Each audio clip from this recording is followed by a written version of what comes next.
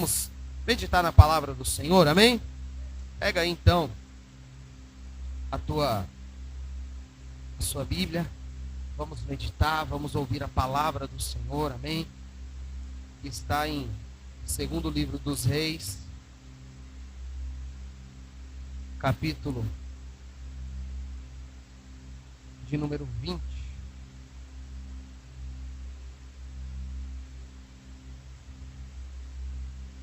E o versículo de número 1.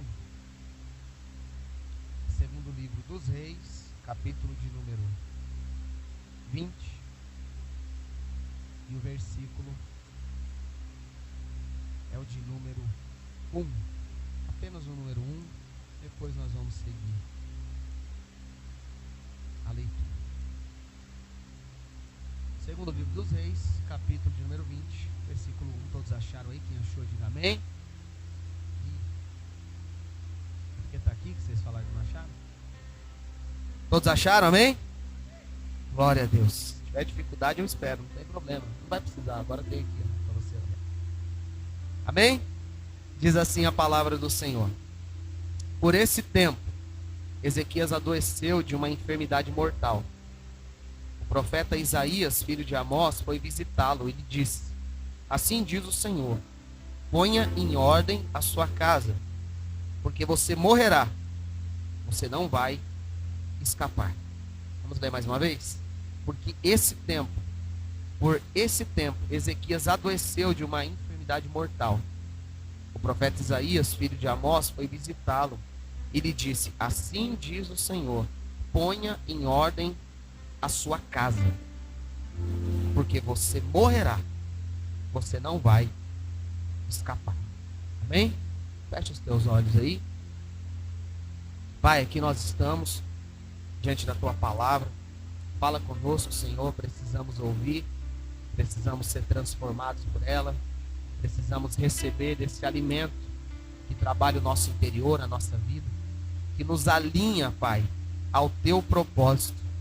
Então, Senhor, fica, Pai, conosco agora no momento da palavra. Fala aos nossos corações. Nós precisamos, Pai, ouvir a tua voz. Precisamos ouvir a tua palavra. Precisamos receber ela. Precisamos viver o que ela quer produzir e gerar em nós. Então repreendemos tudo aquilo, Pai, que vem para interferir, atrapalhar, que vem para tirar a nossa atenção, nosso foco, que vem, Senhor Jesus, tirando a reverência. Não, estamos aqui, Senhor, e entendemos que é o Senhor quem fala, é o Senhor quem vai falar aos nossos corações. E se o Senhor vai falar, é porque é algo necessário para as nossas vidas. Então alcança cada coração, que estejamos ligados, atentos, Pai, e que venhamos deixar esta palavra transformar o nosso ser, a nossa vida, e nos alinhar com a tua vontade. Muito obrigado, Senhor. Fica conosco e fala com cada um de nós, em nome de Jesus. E você pode dizer amém? Glória a Deus. Irmãos, o título dessa mensagem é: Deus quer o que você não quer. Amém? Deus quer o que você não quer. Você pode repetir assim: Deus quer o que eu não quero. Deus quer o que nós não queremos. E quando nós olhamos para a história a qual nós lemos esse versículo, está contando a história de um rei. Esse rei se chama Ezequias. E nós vamos ver então na história desse rei, antes um pouco dele reinar, nós vamos ver que a nação de Israel, a partir do seu primeiro rei, que foi o rei Saul, um rei que não temia Deus, um rei que pisou na bola, um rei que vacilou, Deus tira ele do trono, coloca Davi. Davi, então, ele é o primeiro rei que se torna um exemplo de rei para os demais reis que viriam. Davi, ele é o segundo rei de Israel, mas ele é o rei que o Senhor falou que era um homem segundo o coração dele.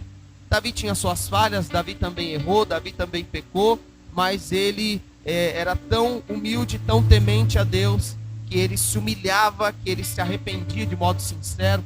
E isso fez com que Deus olhasse para ele e deixasse essa atitude de Davi como exemplo para nós como igreja.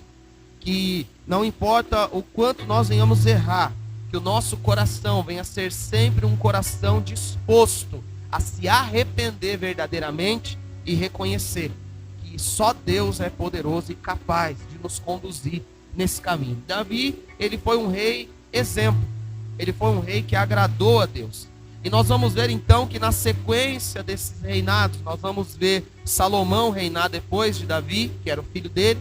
Nós vamos ver também, depois de Salomão, o filho dele, Roboão, se eu não me engano, reinar também no lugar dele. Porém, quando Roboão foi reinar, quando ele se tornou o rei de todo Israel, a palavra diz que ele foi um rei que não fez o que era reto aos olhos de Deus. Ele foi um rei que ele começou também a pisar na bola. Ele começou a colocar impostos pesados, duros. E conforme chegava conselho para ele, falando assim: poxa, você está pegando mais pesado que seu pai, que já não foi tão leve com a gente. Ele falou assim: ó, meu pai fez pouco, o que eu vou fazer é muito pior do que ele. Eu vou mesmo colocar impostos pesados, eu vou gerar opressão sobre o povo. E aí nós vamos ver que isso causou uma divisão na nação de Israel, uma divisão dos reinos. E aí nós vamos ver que depois dessa divisão, o reino de Israel, ele se dividiu em duas partes, reino norte e reino sul. O reino norte, depois dali, nós vamos ver que só teve reis maus, que só fizeram o que era errado aos olhos de Deus. Mas no reino sul, nós vamos ver que intercalava um pouco. Haviam reis maus também, mas haviam alguns reis bons. E aonde se encaixa aqui o rei Ezequias é justamente nesse contexto. Ele era rei de Judá, que era o reino sul. E ali nós vamos ver que ele foi um rei que fazia o que era reto aos olhos de Deus. Mas antes dele, o pai dele, Acaz, repita comigo, Acaz. O pai dele, que se chamava Acaz, a palavra diz que ele foi um rei perverso, um rei que fez tudo errado. Então nós temos na sequência ali de Judá, do reino sul, reis que foram alguns maus e poucos bons. Mas o rei Acaz era um rei que foi mau. Ele era um idólatra, ele adorava outros deuses, ele misturou tudo o que era de Deus com o que era idolatria das outras nações. Ele sacrificava até os filhos dele para adorar outros deuses. Então ele foi um rei que foi muito mau. Só que a Bíblia vai dizer que quando ele morre, Ezequias, ele reina no lugar dele. Ezequias tinha 25 anos quando começou a reinar no lugar do pai dele, Acaz. E a palavra diz que Ezequias foi um rei temente a Deus, um rei que fez o que era bom aos olhos do Senhor. Nós vamos ver lá em Crônicas, que conta a mesma história. Esse rei que fez grandes coisas, esse rei que ele restaurou o culto a Deus, esse rei, ele fez coisas tremendas. Lá em 2 Crônicas, a partir do capítulo 29, nós não precisamos ler, mas no capítulo 29 nós começamos a ver que Ezequias ele começa a restaurar tudo que foi destruído no reinado do pai dele, o Acaz. Ele começa a reunir os sacerdotes e levitas, ele coloca eles para se santificar, ele purifica o templo para o culto, ele restabelece o culto ao Senhor, ele traz de volta a alegria de servir ao Senhor. Tudo isso estava perdido. No capítulo 30 nós vamos ver que ele reúne todo o povo para celebrar a Páscoa, né? Eles louvavam, adoravam o Senhor, relembravam tudo aquilo que Deus fez lá atrás, tirando eles do Egito, aonde Deus estabeleceu a celebração da Páscoa para o povo de Israel. No capítulo 32 nós vamos ver que Deus livra ele do rei da Síria, né? Então o capítulo, desde o 29, o 30, né? O 31, ele começa ali a organizar de novo o culto, as ofertas. Ele traz de novo o povo a priorizar as coisas de Deus. Então nós vemos que ele foi um homem, um rei temente a Deus, que conseguiu de novo levantar, que conseguiu de novo ali restabelecer o culto, a adoração em meio ao povo que estava destruído, o reinado que estava caído. Então Ezequias foi um cara tremendo nas mãos de Deus. Ele fez coisas ali que talvez outro rei não conseguiria fazer. Mas tudo isso ele fez porque o coração dele era um coração temente a Deus. Era um coração que estava disposto a servir o Senhor. Então ele começa de novo. A partir de agora os cultos são restabelecidos. Nós vamos purificar o templo. Nós vamos nos santificar de novo. Vamos entender que somos um povo escolhido. E ele começa. E aí ele começa a falar, vamos trazer ofertas, dízimos à casa do Senhor, para que os homens de Deus possam se dedicar ao trabalho, para que não haja falta na casa de Deus. E a palavra diz que eles traziam, né, lá em Crônicas 31, eles traziam as ofertas, os dízimos de tudo, e aí o Senhor abençoou o povo, e o povo começou de novo a colocar o coração nas coisas de Deus. O povo começou de novo a priorizar a Deus, coisa que não havia no meio deles mais. Então, Ezequias foi um cara espetacular nesse ponto. Só que a palavra vai nos dizer no 32 que quando o rei da Assíria, Senaqueribe, ele invadiu Judá, a palavra vai revelar algo na vida de Ezequias. Algo que talvez ele não desse tanta importância. Algo que talvez ele não tivesse dado a devida atenção. Então nós vamos ver que nesse período a qual ele enfrentou um oponente, um inimigo muito poderoso, que é o Senaqueribe, o rei da Síria, a palavra diz que o povo temeu. A palavra diz que ele, o Ezequias, ele também temeu, e ele voltou-se a Deus, ele orou, ele clamou ao Senhor. E a palavra diz que Deus mandou um só anjo, e arrebentou com todo um exército, de 185 mil, se eu não me engano. Um anjo fez tudo aquilo. Agora, o que ele não se atentou é o que nós lemos aqui. E eu vou repetir com você o que nós lemos aqui. Porque a história é a mesma, em Crônicas, em Reis, com detalhes diferentes. Mas lá em 2 Reis 20 diz, por esse tempo. Qual tempo? O tempo em que ele estava enfrentando a guerra. O tempo em que Deus estava dando vitória a ele contra esse rei da Síria. Está escrito lá, por esse tempo Ezequias adoeceu de uma enfermidade mortal. O profeta Isaías, filho de Amós, foi visitá-lo e lhe disse, assim diz o Senhor, ponha em ordem a sua casa. Repita comigo, ponha em ordem a sua casa, porque você morrerá, você não vai escapar. Olha o que Deus fala para esse homem. Agora, peraí, o que eu falei aqui, o que nós temos na palavra de Deus, em Crônicas 29, em Crônicas 30, 31 e 32, é motivo para Deus falar assim, eu vou matar você. Acabou, seu tempo de vida já era. Deus olha para ele e fala assim, ponha em ordem a sua casa. Deus estava falando para ele assim, podia muito bem começar este capítulo, versículo 1, em Deus dizendo assim, Ezequias, você foi o cara. Você arrebentou, cara. Seu pai destruiu o reino. Seu pai arrebentou com tudo. E você veio restabelecer o culto, você purificou o templo, você pôs o povo para adorar de novo, você pôs o povo para priorizar de novo as minhas coisas, os rituais, as práticas, a adoração. Você conseguiu algo que ninguém conseguiria, não. A primeira coisa que Deus fala com ele neste capítulo é, Ezequias, ponha a sua casa em ordem, porque você vai morrer. Era Deus dizendo para ele assim, cara, em tudo isso que você fez até agora, tudo que você vem fazendo até agora, é top, é bênção, o seu esforço, o seu trabalho, a sua dedicação com as minhas coisas, a dedicação com a obra, tudo que você se dispôs a fazer ali, para minha casa, para minha obra, para os rituais, para as práticas que a gente tem, cara, é top demais, tá tudo certo, mas a pergunta é, você fez tudo isso, mas não percebeu que a sua casa está sendo destruída? Você fez tudo isso, mas não percebeu que você priorizou muito uma coisa e se esqueceu de outra.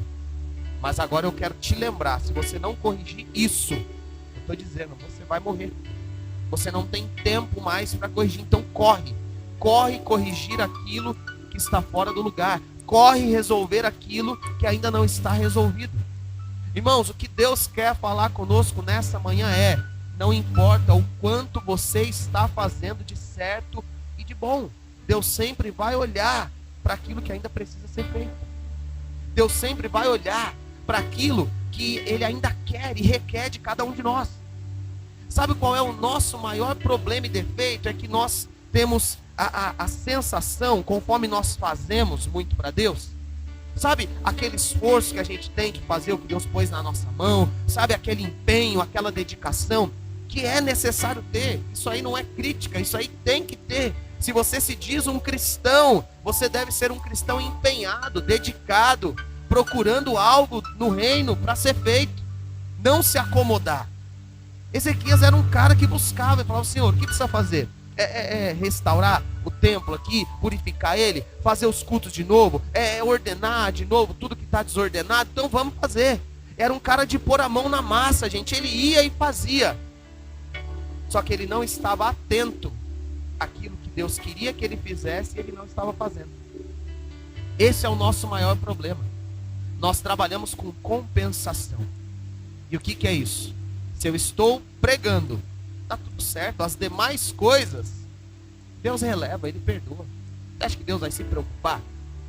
De uma coisinha de nada, se eu estou aqui fazendo o que é maior? Se eu estou aqui pregando a palavra? Se eu estou todo culto, eu não falta um culto aqui. Eu estou aqui pregando, empenhado, dedicado. Dias que não tem culto, eu estou aqui às vezes trabalhando, fazendo algo pela obra, pela igreja. Amém. Glória a Deus por isso. Mas Deus olha e fala assim: amém, nessa parte está tudo certo. Mas e aquela lá que eu tenho falado para você? E aquilo lá que eu tenho cobrado você? E aquilo lá que eu tenho pedido para você fazer, que você está fingindo que não está vendo? Que você acha que não tem importância? Que você acha que não tem nada a ver? Essa era a situação de Ezequias. Deus chega para ele e fala assim: Ezequias, o reino, a obra, a minha casa, está tudo certo, está top, mas a sua casa, ponha a sua casa em ordem. Olha para alguém do teu lado e fala assim: coloque a sua casa em ordem. Irmão, quando nós lemos lá em 2 Crônicas mesmo, a partir do versículo 24, do capítulo 32, nós vamos ver que Ezequias, ele tinha um coração orgulhoso. Ezequias, ele se exaltava por aquilo que Deus estava fazendo através da vida dele. A palavra diz que nessa doença ele orou a Deus, ele clamou e Deus ouviu a oração dele. Deus deu um sinal tremendo para ele.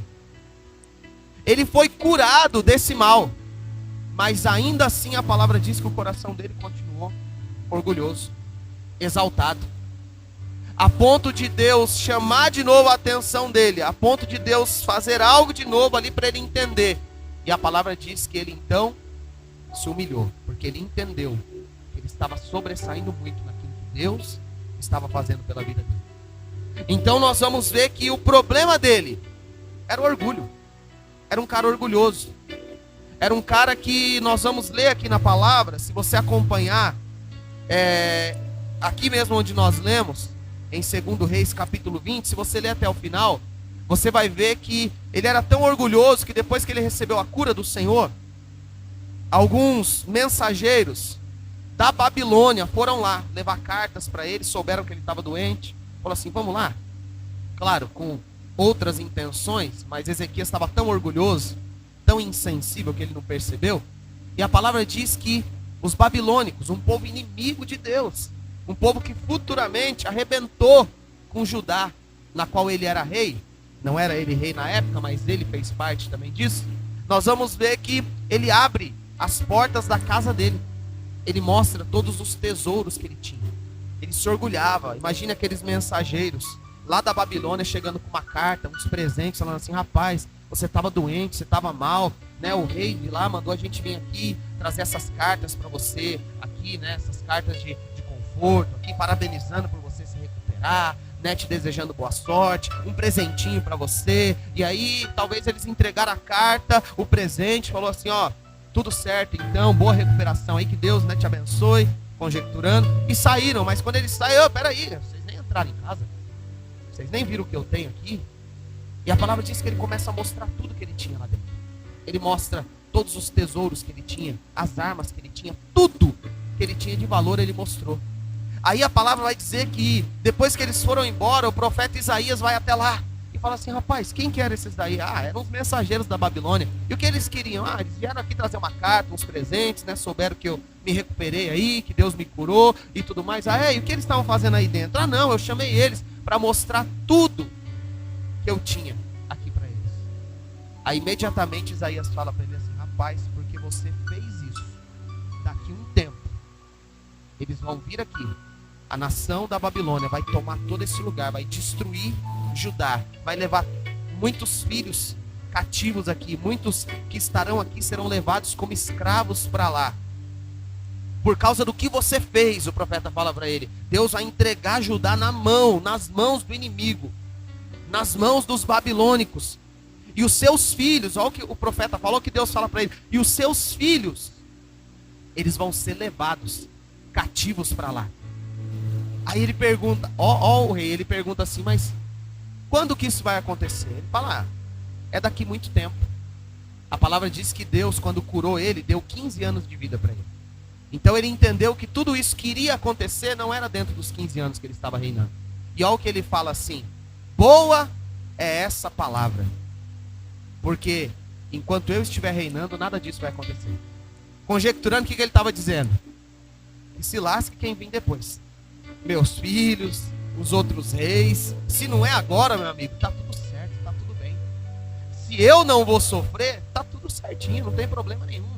Se quem vai sofrer é meu filho, meu neto, meu bisneto, não tem problema. O rei que vir depois, que arque com tudo isso. E a palavra termina, não aqui, mas em Crônicas, ali naquele trecho, falando, dando a entender que ele se arrependeu disso. Mas futuramente, anos depois, Judá foi invadido por Nabucodonosor, foi tomada. Todos os tesouros, utensílios da casa de Deus foram tomados. Muitos jovens foram levados ali, jovens que faziam parte da realeza. E tudo aquilo se cumpriu por causa de um cara cheio de orgulho no coração e que não se importava com nada mais a não ser com ele mesmo. Então olha para alguém do teu lado e fala assim, com que você se importa? Porque quando Deus fala aqui, isso eu vou trazer agora para os nossos dias, quando Deus fala para ele assim, coloque a sua casa em ordem, é como se Deus estivesse dizendo assim, olha para a sua vida, vê o que ainda falta corrigir e corrige. Olha para alguém do teu lado e fala assim, olhe para dentro de você, fale para ele, olhe para dentro de você, veja o que ainda precisa ser corrigido, fala para ele, veja o que ainda precisa ser corrigido e corrija. É isso que Deus está falando nessa manhã. Não importa se você é o pastor, se você é o reverendo, não importa se você é o diácono que faz tudo, não importa se você é o cara da melhor palavra, do melhor louvor, não importa se você é a mão de obra principal da igreja, não importa nada disso.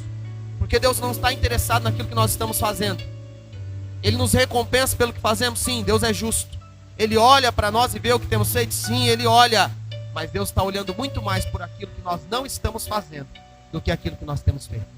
Por isso que o tema é, Deus quer o que você não quer. Porque bom é fazer o que eu quero. Agora difícil é fazer o que eu não quero. Bom é fazer algo para exaltar a Deus, mas que está dentro daquilo que enquadra a minha vontade, o que eu acho que é bom, o que eu acho que é certo. Difícil é cumprir o chamado, difícil é ser obediente a ponto de fazer aquilo que você não quer. Aquilo que o seu orgulho, o seu ego tem impedido você de fazer.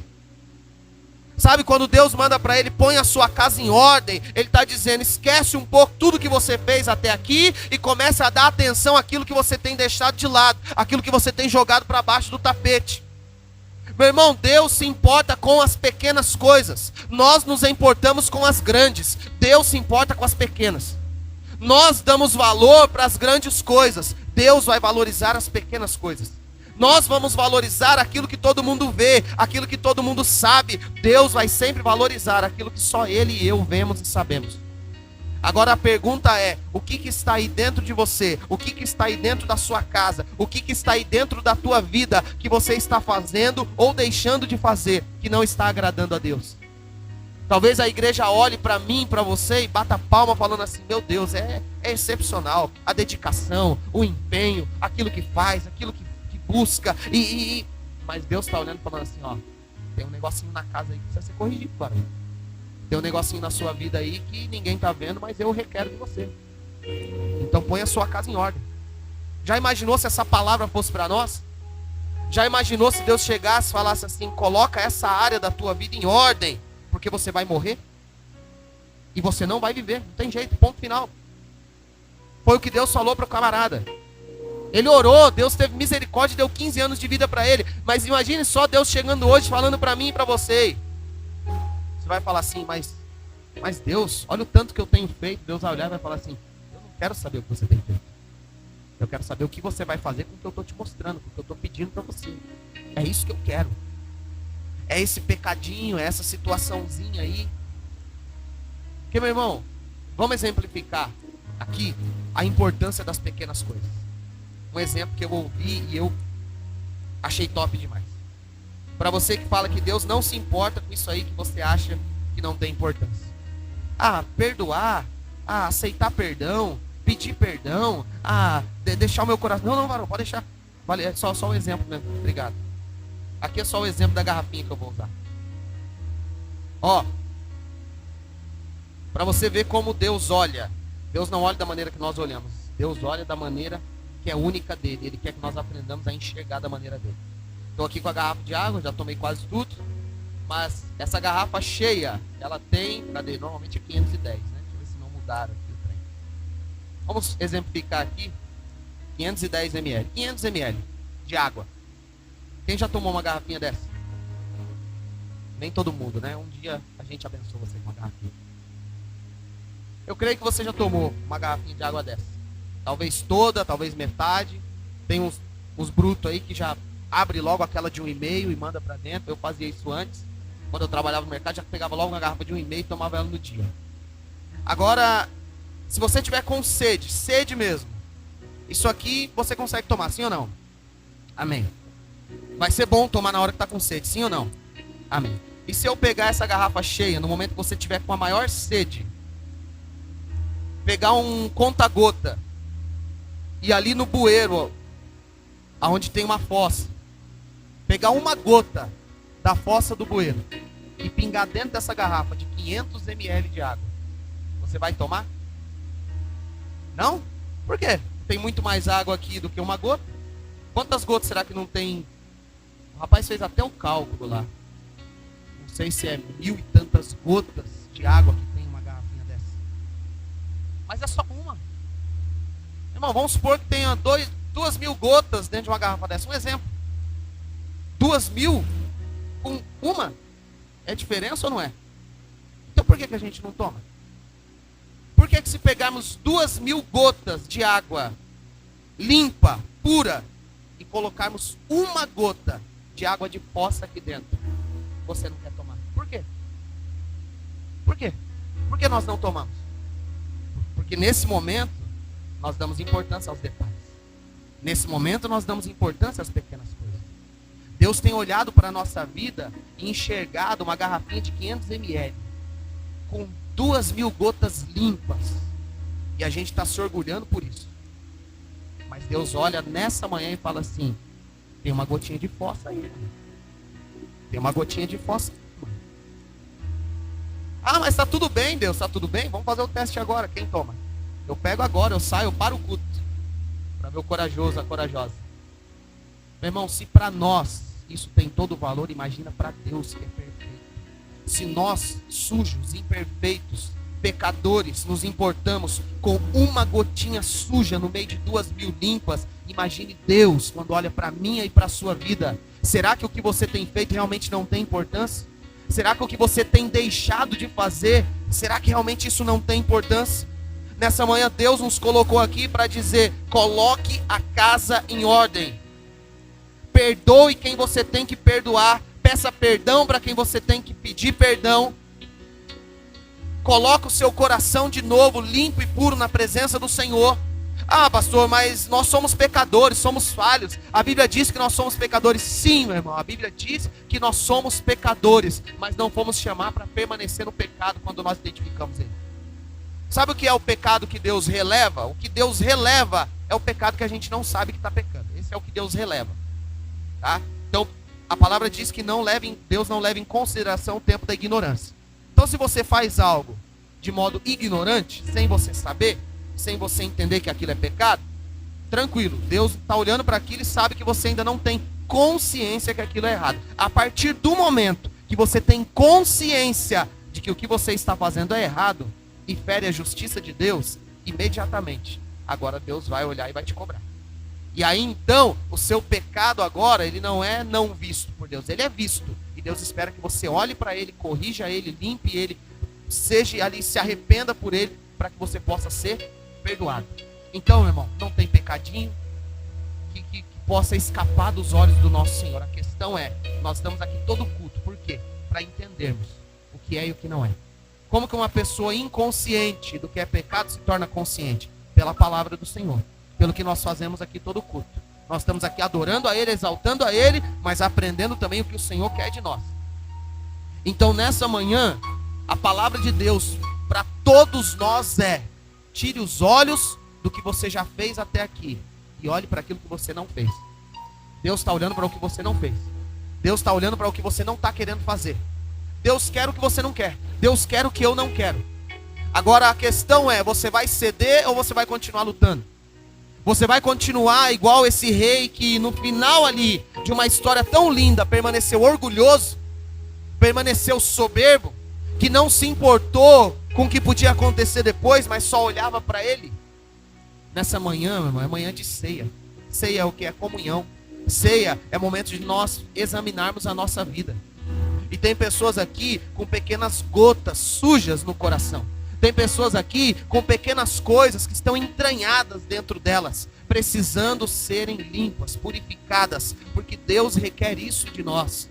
Não adianta derramar um balde de água limpa se nós não limparmos a gota suja que está dentro de nós. E nessa manhã Deus nos trouxe aqui para falar: eu quero te ajudar a limpar essa gota suja dentro de você. Eu quero te ajudar a fazer aquilo que você não está conseguindo fazer sozinho. Eu quero te ajudar a quebrar esse orgulho. Eu quero te ajudar a você olhar para a tua vida, abrir um pouquinho mão, parar um pouco o que você está fazendo. Irmãos, tem hora que nós temos que parar o que nós estamos fazendo, para fazer uma análise do que nós temos feito e deixado de fazer lá atrás. A palavra de Deus, ela vai nos instruir por várias vezes. Volte aonde você errou e corrija. A questão é: você se lembra onde errou? Eu creio que ninguém tem amnésia aqui. Eu creio que nós sabemos aonde nós estamos errando. E talvez nessa manhã você entrou aqui e falou: ah, não, mas isso aí para Deus já tem feito tanta coisa. Eu tenho tido tanto compromisso com a obra. Sabe, eu venho aqui, eu arrumo a igreja, eu limpo, eu faço cantina, eu ajudo nos afazeres da igreja, eu mexo lá no som, na câmera, eu ajudo aqui na sala das crianças que vai ter. Eu faço tudo isso. Amém, irmãos? Amém. Glória a Deus, tem que fazer mesmo. Estamos aqui para isso. Mas agora, só porque fazemos muito, vamos esquecer o pouco que Deus quer de nós? Só porque estamos fazendo muito aos nossos olhos, né? Aos olhos de Deus. Só porque nós estamos fazendo muita coisa, não quer dizer que Deus não esteja requerendo de você algo que você sabe. Essa palavra eu sei que para muitos aqui vão começar a refletir e falar: Senhor, o que eu fiz? O que o Senhor quer de mim? Mas tem alguns aqui que sabem, porque o Espírito Santo está neste lugar, Ele está no nosso meio, Ele já está trazendo à tua mente agora, ao teu coração agora, aquilo que você não fez, que precisa ser feito, ou aquilo que você fez e precisa ser corrigido. Não tem problema, meu irmão. O importante é que Deus quer olhar para nós e ver uma garrafinha cheia de água pura, limpa, sem uma gota sequer de sujeira. É possível? É. As gotas vão cair de novo futuramente? Mais algumas gotinhas sujas? Vão. Só cabe a nós olhar e falar assim: Senhor, caiu de novo uma gotinha suja aqui, deixa eu tirar ela, vamos limpar ela. Tudo está ligado ao seu querer, a você reconhecer, a você ceder, a deixar o orgulho de lado. Esse rei tão bom, ele quase que estragou tudo que ele estava fazendo por causa do orgulho do coração dele, por causa de não voltar atrás para resolver aquilo que precisava ser resolvido. Então olha de novo para alguém do teu lado, e casa somos nós nesse contexto aqui da palavra. Olha para alguém do teu lado e fala assim: como que está a casa? Como que está aí? Como está a vida aí? Deus nessa manhã está dizendo: arruma a tua casa, põe a tua casa em ordem, corre atrás daquilo que você acha que é simples. Para mim não é simples, não. Corre atrás daquilo que você está dizendo, o famoso nada a ver. Ah não, isso não tem nada a ver. É melhor colocar a casa em ordem, é melhor corrigir aquilo que está errado, é melhor limpar aquilo que está sujo. Eu creio que nessa manhã muitos tapetes serão erguidos, e tem muita sujeira lá embaixo do tapete.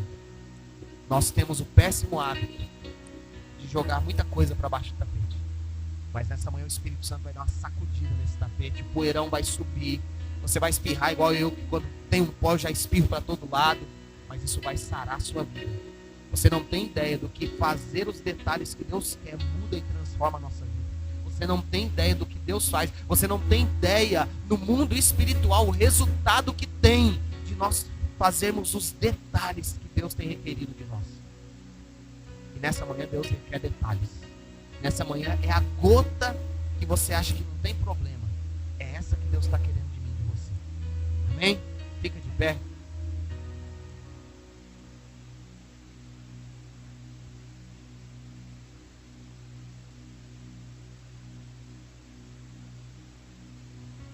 Eu peço agora que você feche os teus olhos, coloque a mão no seu coração. Peço que todos façam isso. Feche os teus olhos, coloque a mão no seu coração. E nós vamos orar para que o Espírito Santo venha trabalhar em nós. Venha nos ajudar nos pingos sujos, em meio a uma vida pura que Deus quer de nós. Que o Senhor venha nos ajudar a identificar, não só identificar, mas trabalhar, ir para cima e falar: Senhor, me perdoa por isso aqui. Senhor, me ajuda, porque eu sou muito orgulhoso. Me ajuda porque eu olho só para o que está dando certo. Eu olho só para o que eu fiz e me esqueço de olhar para as coisas que eu deixei para trás. Me esqueço de olhar para as coisas que o Senhor quer de mim. Meu irmão, não sei o que o Senhor quer de cada um de nós aqui, mas Ele quer algo de nós. Algo em nós precisa ser tratado. Senhor, nos ajuda, Pai. Nessa manhã queremos estar sensíveis à Tua voz, ao Teu Espírito Santo. Nos ajude para que todo orgulho, soberba caia por terra, para que todo coração corrompido agora venha a ser limpo e purificado, para que toda sujeira, Pai, seja ela mínima na nossa vida, aquilo que nós achamos que não tem nada a ver, aquilo que nós achamos que, Deus releva, eu já estou fazendo tanto, que nós venhamos dar a importância devida, que assim como o exemplo da garrafa d'água, com uma gota de sujeira, mexe com a gente, que nós venhamos a entender que uma gota de pecado mexe com a santidade do Senhor. Uma gota de pecado mexe com a justiça de Deus. Uma gota de pecado mexe com a perfeição e a pureza de Deus que habita dentro de nós. Senhor, nos ajude aonde temos tido falha. Nos ajude a olhar para dentro de nós, olhar para a nossa vida. Talvez essa palavra seja para alguém aqui, literalmente, Pai, para ele olhar para a casa dele. Talvez pessoas precisam ser melhores maridos. Talvez tenhamos pecado como maridos. Talvez tenhamos pecado como filhos. Talvez algumas mulheres tenham pecado como esposas. Talvez como filhas, como mães, como pais. Não importa, que nós venhamos olhar para a nossa casa, para a nossa vida e ver que há algo lá dentro que precisa ser mudado, transformado, liberto, limpo. Então nos ajude, Senhor. Não nos deixe caminhar tanto tempo com tantas coisas lá atrás precisando ser corrigidas. Não nos deixe fingir que está tudo bem, quando na verdade o Senhor quer de nós algo que nós não temos feito, Pai. Ajuda-nos na caminhada. Não nos deixe ser soberbos, arrogantes. Não nos deixe ser, Senhor, autossuficientes, como muitas vezes nós pensamos e caminhamos, mas que venhamos ser totalmente dependentes de Ti e fazer tudo aquilo que agrada o Senhor. Ajuda-nos, Pai. Ajuda-nos. Trabalhe o nosso interior agora.